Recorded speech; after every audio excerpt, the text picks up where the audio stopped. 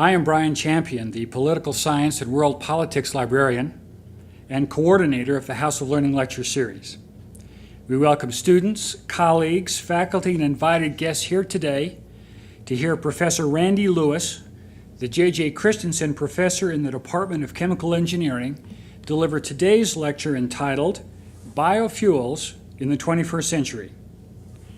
The library sponsors two main lectures and lecture series: the House of Learning Lectures and the Alice Louise Reynolds Women in Scholarship Lecture. Through these lectures, the library brings together scholars and students to engage in a civil discussion of ideas, and in so doing, the library contributes to building a learned community which fosters the faithful life of the mind.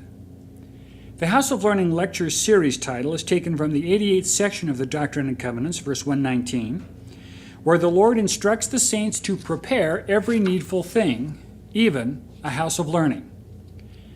Because the library is the campus repository for the literature of all academic disciplines and scholarship, the library is well positioned to be considered BYU's House of Learning. The Harold B. Lee Library takes seriously its campus role as the intellectual heart of inquiry and knowledge, and is honored to provide this House of Learning lecture today. Now, about today's lecturer. Professor Randy Lewis is one of us. He earned a baccalaureate degree in chemical engineering at BYU in 1989 and completed a PhD in the same field at the Massachusetts Institute of Technology in 1995. Between BYU and MIT, he was a co-op engineer with Dow Chemical Corporation in Walnut Creek, California. And upon completion of his studies at MIT, he was appointed professor and then the R.N. Maddox Professor in the School of Chemical Engineering at Oklahoma State University in Stillwater. While at Oklahoma State, he was twice the recipient of the Halliburton Outstanding Faculty Award in the College of Engineering, Architecture, and Technology. Professor Lewis is the author or co-author of over 40 journal articles, and he is co-principal investigator on several grants for research on biomass-based energy and on polymers which reduce blood platelet adhesion. In addition to his research, publishing, and teaching, Professor Lewis has also found time to be a member of the American Institute of Chemical Engineers Career and Education Operating Council, and currently serves as the Institute's BYU Student Chapter co-advisor. For his intellect, his research, his teaching, Professor Lewis is a model of a faithful academic mentor to his students. It gives great pleasure to welcome today's House of Learning lecture speaker, Professor Randy Lewis.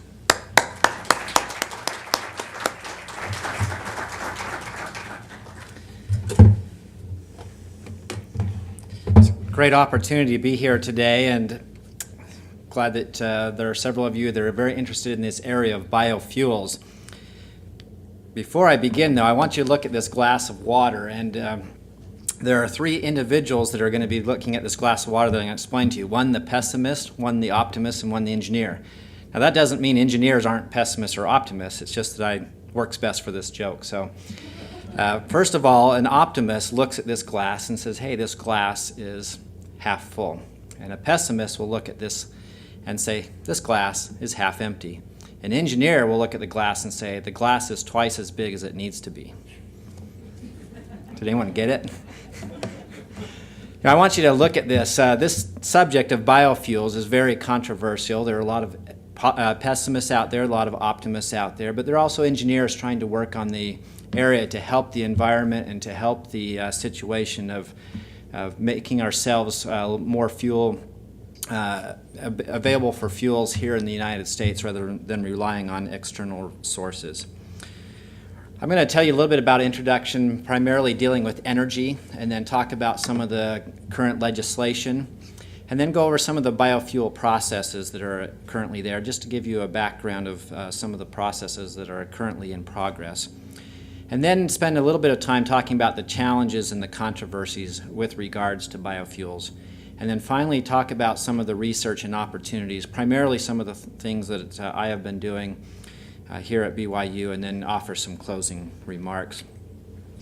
Sustainable energy is one of the areas that you might hear about. We know that energy, which it can either be electricity or it can be steam or it can be fuels, whatever type that energy might be, we like to get it from resources that can be sustainable, that we can that can be replenishable. And so sometimes we call these replenishable energies renewable energies, things such as wind, solar, water, and so forth.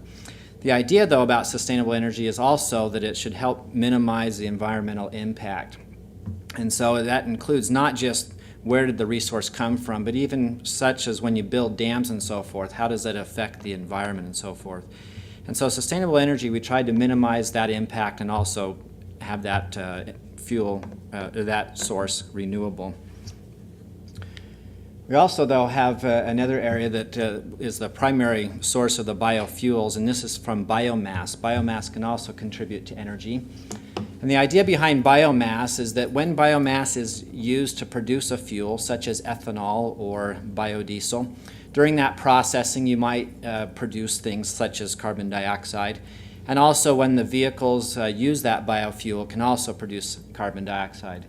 The idea, though, is that that carbon dioxide which goes into the atmosphere can then be recycled back in, and the plants then grow off of that CO2. And so this is a cycle that helps reduce the amount of CO2, and therefore biomass is looked upon as a renewable type of energy.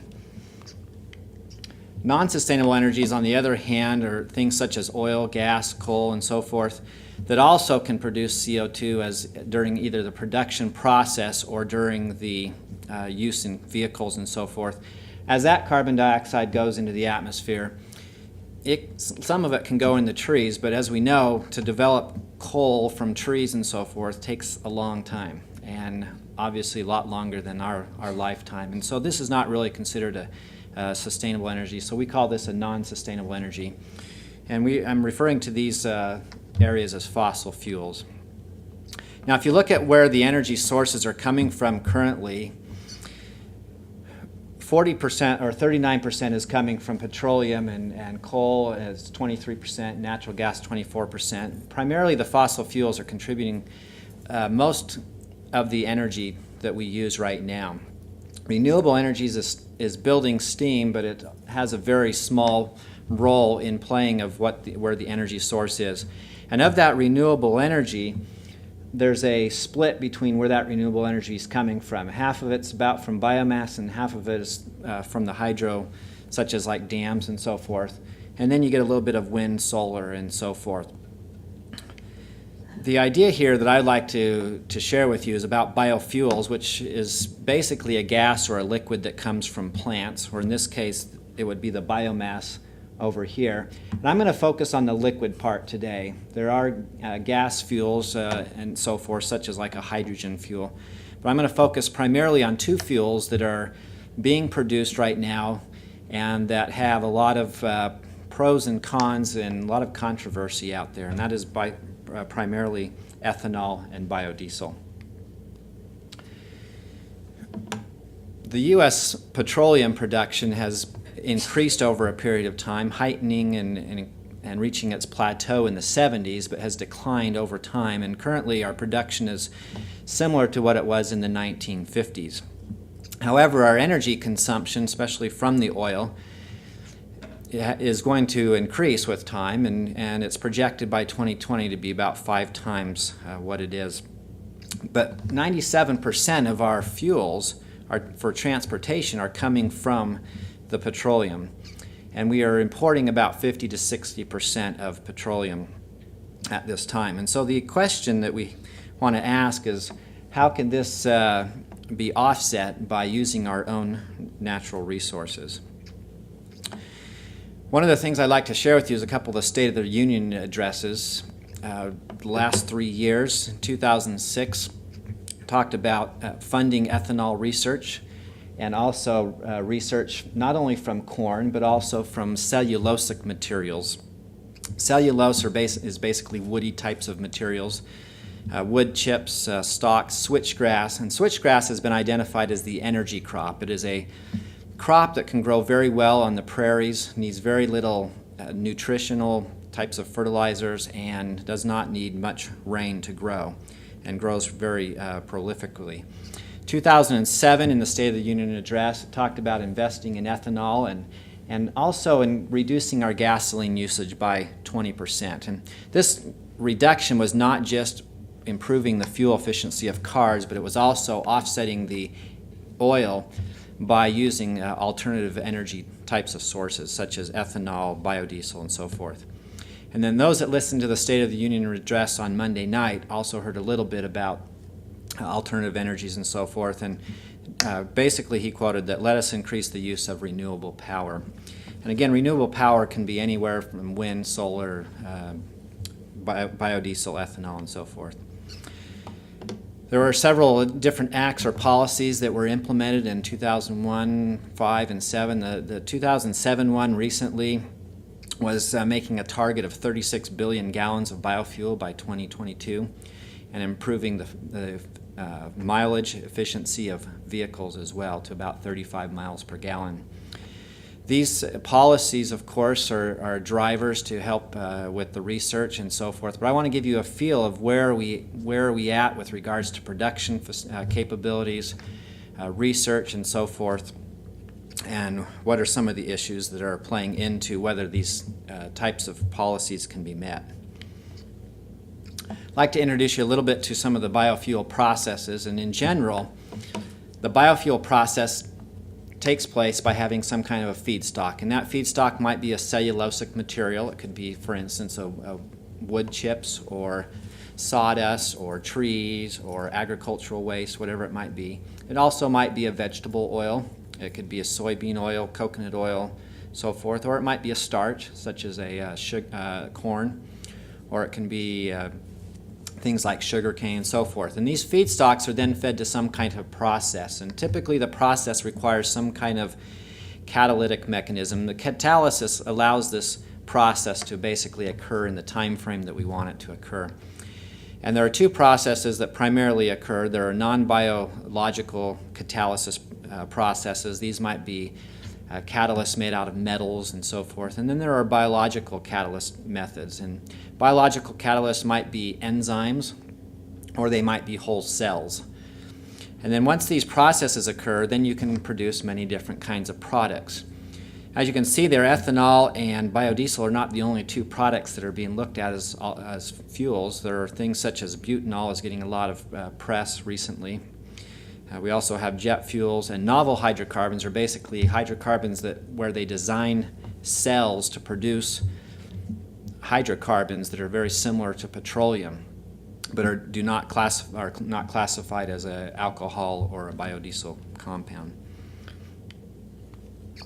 I'd like to tell you a little bit about ethanol fermentation. Look at some of the ways that this process occurs. The most common one that everyone hears about is the corn process, and you see that up at the top. And basically what happens is they take the corn, they strip it away from the stalk and so forth, and then they go through a milling process. And the corn has protein in it, it has oils in it, it has sugars in it, and primarily what you're after is getting the sugars.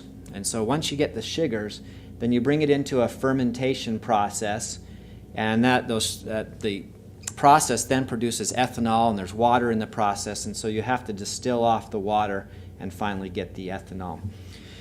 The other approach that's getting a lot of publicity now is coming more from what we call the cellulosic or sometimes lignocellulosic materials. Lignin is basically a glue that glues all the cellulosic components together in the plant. And what you see here is a type of lignocellulose, and basically what you're after again are the sugars. But in this case, these sugars are connected in a lot tighter bonds. And so you have to somehow get to those bonds and break them down. And so one of the things they do is they will take either acid, or in this case they might take steam, other processes, and they'll break the biomass down and then put enzymes in there to get the sugars that they need. And then once they have the sugars and so forth, then they bring it into a fermentation system, and then they also go through the distillation process. One of the other approaches for lignocellulosic materials is what they call the producer gas route. This is where they take the lignocellulose and they grind it into pieces, and then they feed it into a system where they essentially burn it. It's a gasification system where they feed in a little bit of oxygen, and out comes carbon monoxide, carbon dioxide, and hydrogen. And then there are some bacteria that can consume that carbon monoxide, carbon dioxide, and hydrogen, and they can produce the fuels such as ethanol, and goes through that process as well. Here's the ethanol production that is occurring right here. You see about 2006 and 7. There's about 6 billion gallons, somewhere between 5 to 7 billion gallons of ethanol that are being produced currently. This is about 1.4% of the ethanol, of the petroleum fuel supply right now. There are about 100 facilities out there, and there are 74 in progress. Although if you've been reading the news lately, some of those are not going to be built due to the corn prices and so forth. But this kind of gives you a scale of how many companies are out there looking at ethanol. The typical size of an ethanol plant is a plant that produces somewhere between 50 and 100 million gallons a year. So that is the average size of an ethanol producing plant. But it's important to recognize that most of the ethanol today is produced by corn. And what you see here is mostly corn ethanol. And there's a limit, an estimated upper limit of about 15 billion gallons to get from corn. And so you can see they're about halfway to that limit. And beyond that, it can't come from corn. Biodiesel basically comes through several processes. One where you take the oil and you feed it to a reactor and you mix it with methanol or ethanol. And after a period of time, it separates into two components, the yellow depicted here by the diesel and then the brown depicted by glycerol. And they separate very easily due to density differences. And you can pull off the biodiesel and wash it and clean it and get diesel, and then you can take the glycerol and make different products. Soap is one of the products that you can make, but there are also processes out there to look at making other types of feedstocks for chemical processes using glycerol. Right now in the United States, this is a waste product. So many people are making biodiesel, and there is not the market for the glycerol, and so that is a current problem. The biodiesel process alone, basically, if you take a liter of some kind of oil and then some kind of a catalyst, in this case lye or what we call sodium hydroxide, and you mix it with about 0.2 liters of methanol, you will make essentially a liter of biodiesel and 0.2 liters of glycerol. So for every liter of oil, you make a liter of biodiesel. These are some of the different sources of oils out there. Palm oil is a very common oil that's over in the Pacific Islands. Soybean is the most common oil used in the United States for biodiesel. Algae is getting a lot of publicity, although it's very difficult to maintain the algae right now and to extract the oil or to obtain the oil from it. But those processes are being looked at. Waste oil, a lot of backyard biodiesel operations are occurring with waste oil.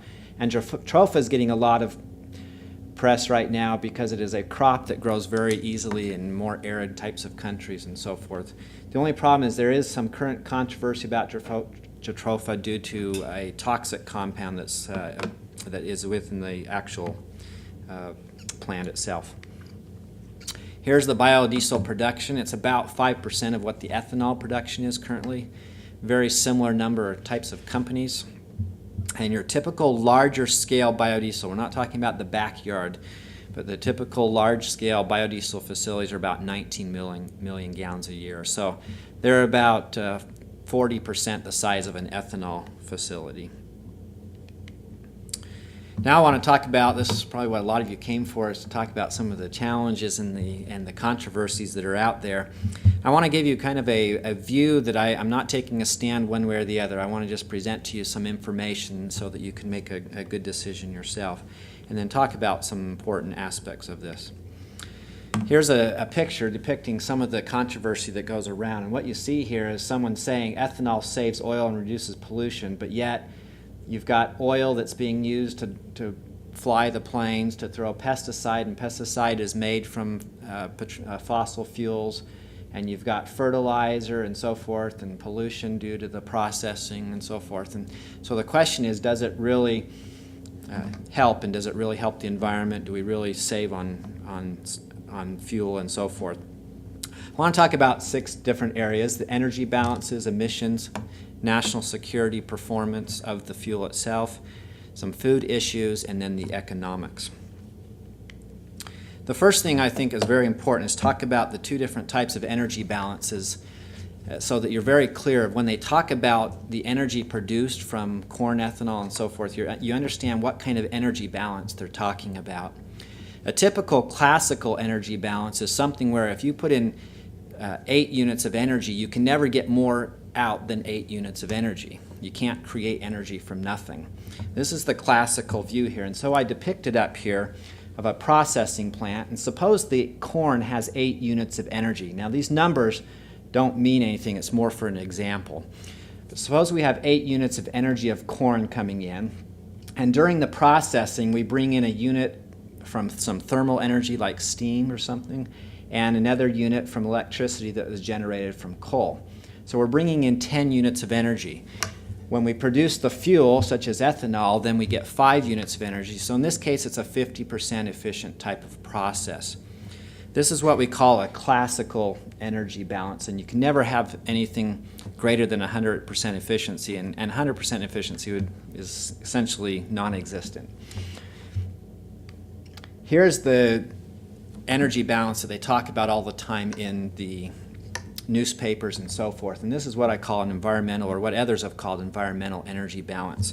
Primarily what it looks like is it takes this green box, and you have in here the tractors and that are producing the corn, and you're transporting the corn, and all of this production transport, you have to have diesel fuel to run the tractors, you need fertilizer, you need fuel to fly the planes. So you're bringing in energy to deal with these processes. And so we bring in 1 unit and 1 unit to deal with that. And then during the production phase, we still have our 1 unit here and our 1 unit here, and we produce 5 units here. What it doesn't capture is this aspect here, these 8 units, because the corn, the energy that this corn has came from the sun, and they call that free energy. And so what we're doing is we're bringing in 4 units of energy and producing 5 units of energy. So there would be a 25% increase in energy. So this is what we call an environmental energy balance, and this is what is talked about in the literature and in the newspapers and so forth.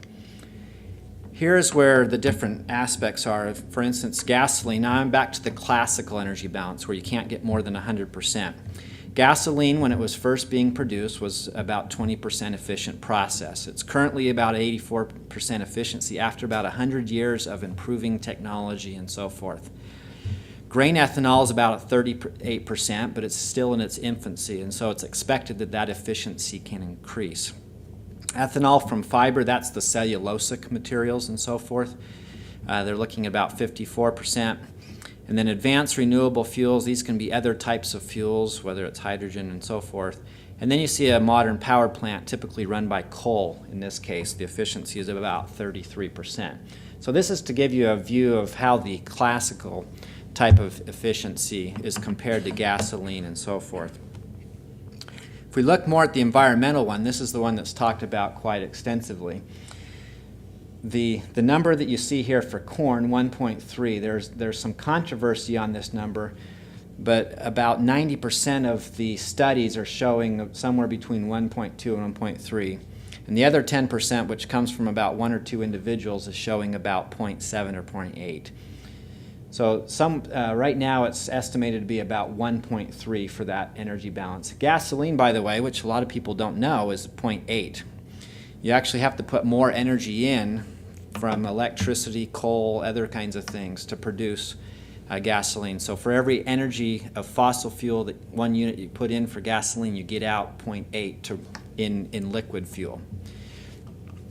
Cane ethanol is about 8. This is produced primarily down in Brazil in those areas. The reason why it's so high is because sugar cane has a lot of sugar in it and so forth. Much more efficient process. Biodiesel is somewhere between 2.5, 3.2, and then cellulosic ethanol is ranging somewhere between 2 and 36, and most of the estimates are somewhere between 7 and 8. So you get about 7 or 8 times the energy out as the energy in for the cellulosic ethanol. And the reason why is because you don't need all the energy to grow the cellulosic ethanol as compared to corn. As far as emissions are concerned, here you see this would be if this was the emissions for gasoline right now, corn ethanol using the current production method reduces emissions by about 19%. So really there's not much of a reduction in emissions from the corn ethanol compared to using gasoline. If you use natural gas during the processing rather than coal and other things, you can reduce the emissions a little bit more. If you take the biomass, so when you take corn, it comes with all the stalk and everything. They call it the corn stover, the leftovers. If you take that and also make ethanol from that and so forth, you can improve the reduction from there. And cellulosic biomass, they're looking about an 86% reduction. Biodiesel, this is hydrocarbons. B100 refers to 100% biodiesel. B20 means 20% biodiesel, 80% diesel mix. And you can see the reduction here in the emissions impacts. Most of them decrease except what we call the NOx compounds. These would be nitric oxides and so forth. So there is some reduction and some increase. I think it's important to point out, though, what does this really mean? And so there was a study done in Princeton recently. This was published in the National Geographic. But it was a very interesting study. This looks at the output of CO2 with time. What you see here is 1957. This is the output right here in billions of metric tons per year from 1 to 16. And then here's the scale. So today we're getting about 8 billion metric tons per year of CO2 produced.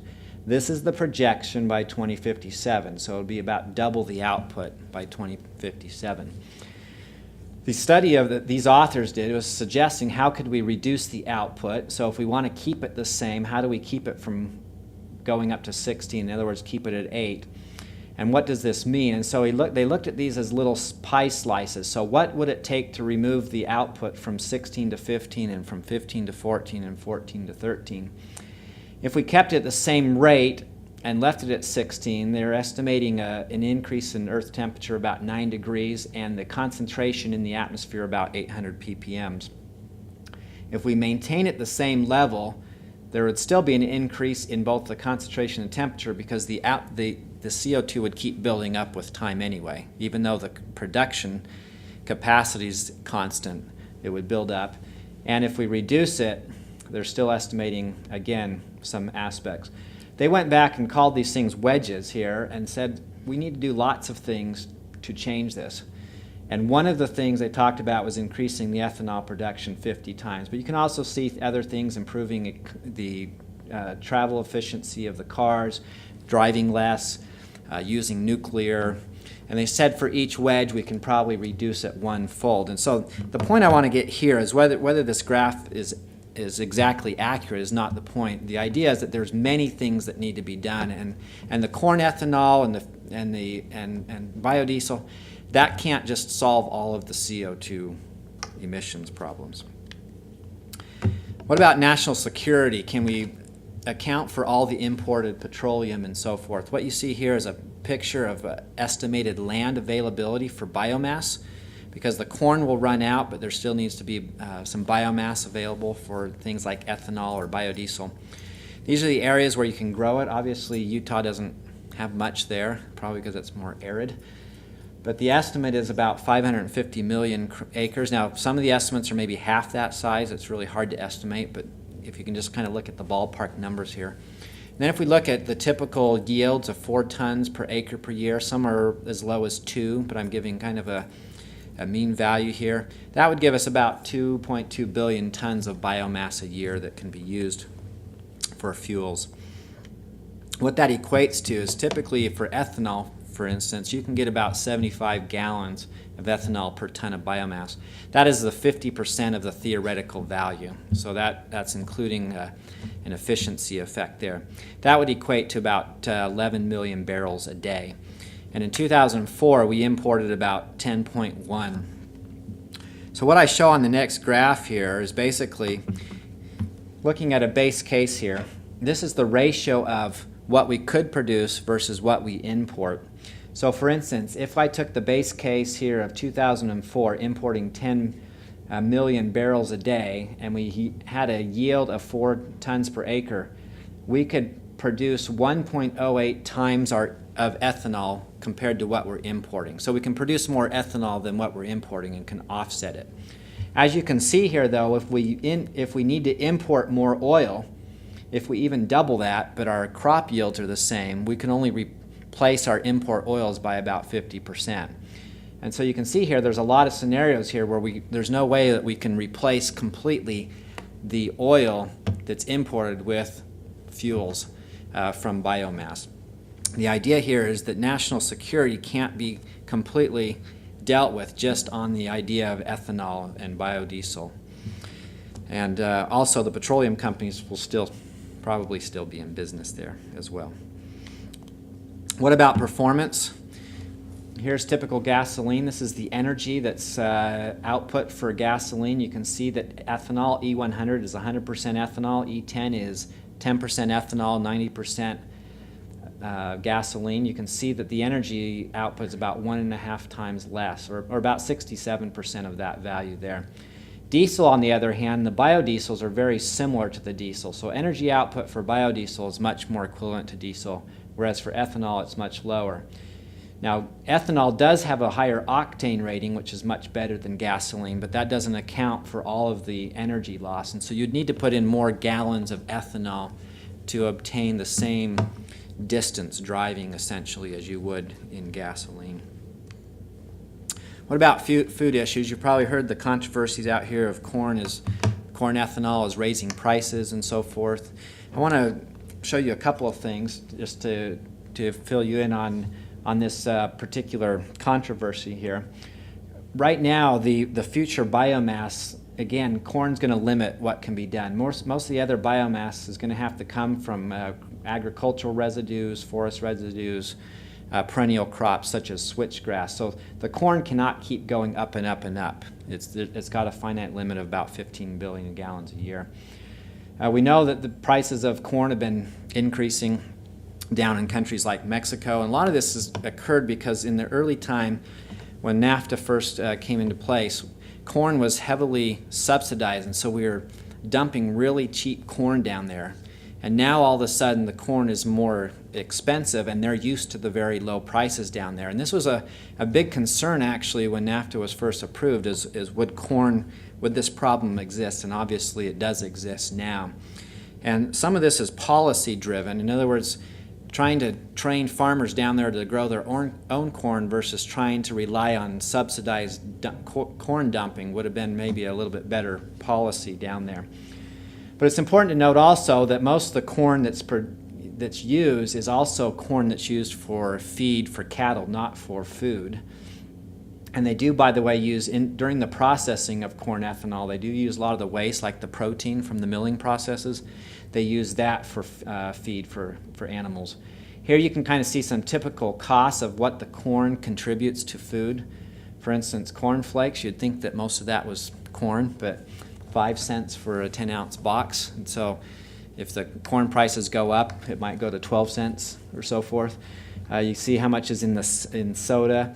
You see, though, that there is a little bit more significant cost for the animals, and that's because of the feed. Again, they're taking corn from feed, and so the price of the pork, a little bit more of that. But again, the prices of corn being the sole cause of food going up can't be the real aspect. There's also the petroleum costs and all of the other aspects. And one person made it a very important point here in an article that they wrote. They said really sustainability is the important thing you got to look at here. And what we mean by the sustainability is right now we'll take equivalent of 1,000 calories of gasoline to transport 1 calorie of food, like 1,000 miles. And we need to be more efficient on how we move food around and so forth. And so really there's a lot more issues involved here on just corn ethanol. The other thing to point out that there is a lot of, quote, infertile soil. You can't grow corn on certain land, but they have shown that they can grow energy crops on that land. And so you're not actually taking necessarily all farmland to produce these things like switchgrass. Economics here, I want to just briefly talk about this. These were numbers that were very hard to get at, so don't take these for face value because they're changing all the time lately. The price of a barrel of oil keeps changing over these last several months. Corn prices are changing. But this kind of gives you a feel of corn ethanol. They were producing it for about $1.10 a gallon. Now it's about $1.70. Gasoline is about $2.34, of which $2.13 is just the cost of the oil. And there's also a tax credit right now on ethanol, and this is blended tax credit. And so if I mix 1 gallon of ethanol with some gasoline, for every gallon that I blend, I'll get the producer of the ethanol would get a 51% tax credit. What that does is lowers their profit, increases their profit and so forth. Also, again, just a reminder, there's 1.5 times less energy content in ethanol. Biodiesel, you can see here it's very similar here. This $3 is again an estimate. 2 of the $3 primarily comes from getting the oil. So to grow the crop and extract the oil, so to get soybean oil before you even produce it into biodiesel, it's about $2. And then the processing fee is somewhere on the order of 50 cents to $1. That's why waste oil seems nice, because if someone gives it to you free, then it's only about a 50 cent to $1 processing fee. There's also a biodiesel tax credit. You have to blend it in order to get this tax credit. That tax credit will run out this year, unless legislation changes that. It's about $1 per gallon of tax credit if it's a virgin oil, so in other words like soybean oil, or if it's a non-virgin oil such as like a waste grease or something like that, there's a 50 cent per gallon tax credit. And then of course there's a whole host of other credits coming from the states and so forth as well. I want to finish up basically on some of the research and the opportunities dealing with biofuels and so forth. But before I do that, I'm showing you a toilet seat. You might wonder, why am I showing you a toilet seat? I'm not going to read the story. I do have a story here, but primarily, if you take a toilet seat, you say, what's a toilet seat used for? It's for a toilet. But have you ever thought about putting a picture in a toilet seat and hanging it on the wall? The reason why I show you this is sometimes we have a perceived notion of this is the only way something can be used and it can never be used for anything else. And I think the same way we got to look at it in engineering. Sometimes we have a narrow mind and we say this is the only way because this is what I'm used to. I think it's very important that we recognize that there is a lot of innovation out there and there's a lot of hope for new things on the horizon. I want to share with you a little bit about some of the research that's going on now. There's a lot of feedstock engineering research, in other words, improving the yields of grasses, improving the protein content of grasses. There's catalytic processes dealing with the enzymes to break down the sugars from these cellulosic materials. There's waste minimization. How do we deal with the glycerol? How do we process waste glycerol from biodiesel to make it into a product that wouldn't increase in the market? How do we purify our fuels, and what are the standards? There's some big questions out there on biodiesel. The standards, this is a new area, and so what kind of standards are there and how do we make sure those standards are met? Systems engineering, this is what I basically deal with, the whole picture of how do we transport, how do we process, how do we get it to market, how do we transport it, do we use pipelines, whatever it might be. Process control, how do we control the processes, how do we control temperatures and so forth. And then of course transportation. And I put the less than 50 miles on here because cellulosic ethanol processes they're looking at to be economical only within 50 miles. And so you'd have to have all these feedstocks somewhere in 50 miles or less of the plant. Otherwise the transportation costs would get tremendously high. What I show you here is the research that I've been working on dealing with that producer gas route where you take the biomass and you burn it. Sorry, this is a gasifier at Oklahoma State University. You can see the nice flame. That's a flame put over the picture, so that's the gasifier itself's not on fire. But the biomass is burned and produces the gases, and then we feed them to a reactor. We use very small reactors, although there is a company now in Chicago called Coscata that is scaling up the process to much larger. And so we look at the bacteria and producing ethanol from that. Also, what are we doing here? Dr. Vince Wilding and myself over in chemical engineering are working with groups of Engineers Without Borders. I don't know if you've heard about them, but it's primarily a group. We have a class on campus where we have engineers and technology students in the class working on various projects for countries. And last year, in 2007, we worked on a project over in Tonga. And here you see the Tongan Islands here out in the middle of the Pacific Islands. Went to a little island called Tongatapu, which is where this picture was taken. This is on the campus of the Liahona High School with the church owns. And we worked on a project over there where we produced biodiesel. And we collected coconuts. As you can see up here, we collected about 2,000 coconuts. Then we extracted the coconut meat, and here we're burning off the water, because water is very damaging to the biodiesel process.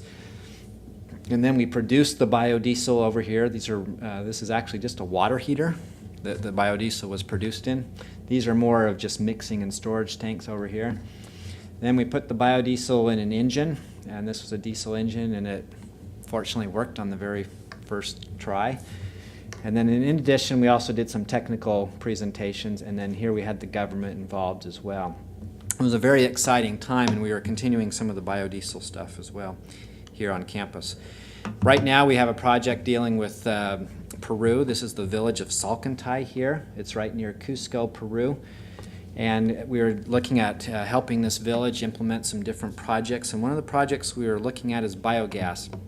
And so we're looking at the llamas. They have about 2,000 llamas in the town there, approximately. And you use the waste from the llamas, and you make methane gas. And here's a typical type of biogas reactor here. And then you can run that methane into some kind of a cooking facility to cook. And so we have a team working on that currently at this time, and we're planning on implementing some aspect of it when we go down there in April. We also have some projects where we work on biodiesel at BYU. If any of you have eaten at Orville and Wilbur's over at the bowling alley, we go and collect their grease and we bring it over to the facility. These are pictures of what we were doing just this last spring. And this is the bioreactor again. We would bring the grease over, and we would produce the biodiesel. We would make about 40 gallons of biodiesel, and then we would run it. We went and ran one of them in the tractor. So I want to show you just a brief video before I close with my closing remarks here. So if I can get this correct here.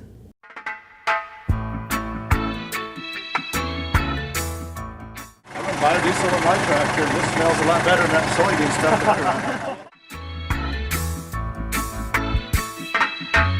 Don't worry.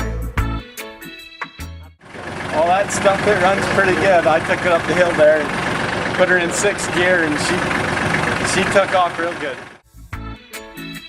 Singing, don't worry about a thing.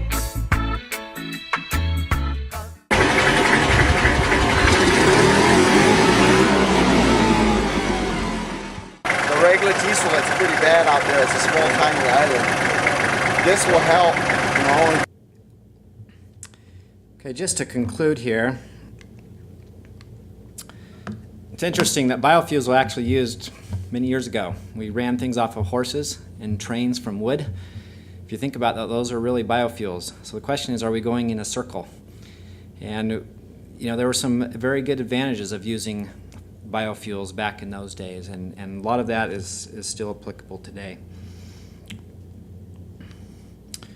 If you are interested in doing some reading, National Geographic, again, you gotta read very carefully as you read these articles, but they did a pretty good job on talking about corn ethanol.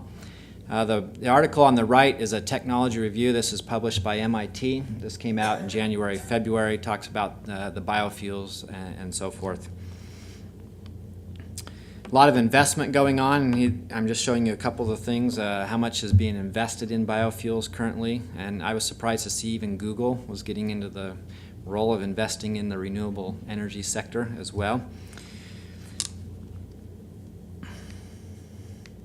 So just in closing, I want to say that biofuels are great, but corn ethanol is not going to be the answer. Cellulosic ethanol is not going to be the only answer. Biodiesel can't be the only answer. There's going to be multiple processes. We're going to still need wind energy, solar energy, geothermal, all sorts of things to help with the energy situation. There is not going to be one process that will be the solution of everything. We'll need multiple different types of fuels, hydrogen fuels, ethanol, biodiesel, and so forth. And we also need to improve the efficiencies as well. Part of the economics to help these processes, we've got to look at the byproducts of these processes. Can we get adhesives, detergents, dyes, different fuels from these processes? And those are occurring right now, where during some of these biomass, people are developing these different kinds of byproducts. That will help the economics of the processes as well. We need to look at process breakthroughs. The current target right now is trying to produce these biofuels in competition with about a $45 per barrel of oil cost. Obviously, if the oil keeps going up, these others will keep looking better and better, but you can't rely on the oil to always stay at the current price that it's at. We also need better public awareness. Again, it's very easy to just read things for face value. It's important to understand all the principles and processes and so forth. And so that's one of the reasons why I'm giving the talk today. And the last thing that I want to really emphasize is to appreciate what's going on. What I show here is what I call the artificial kidney or dialysis, and you can see a 1913 version, and then this very large version called the rotating drum in 1952, and then the current process. This is a hollow fiber unit here. It would have been very easy back in 1913 to say, hey, this doesn't work very well, let's just get rid of it. Or in 1952, hey, look at the size, this thing is bulky, why should we do any more research? I think it's very important when we come to biofuels that we're very careful on passing judgment too early. The corn ethanol may not be the answer, and obviously there's an upper limit to it, but it's also leading to newer technologies, newer ideas. And I think that's the important thing here, is that newer technology and ideas are coming, and they are progressing, and there's great opportunity in the future. And I think we've got to be very appreciative of that type of thing that's going on. And finally, I just want to end with a scripture in Psalms. Then shall the earth yield her increase, and God, even our God, shall bless us. And a lot of times we talk about the increase of maybe our plants will increase and so forth. But I look at the increase also as our Heavenly Father's blessed us with resources on this earth, and if we use them wisely and use them and learn from them, that we can actually increase the use of those resources as well. And those resources may be things like renewable types of fuels. So with that, I'd like to end and open up the time to any questions.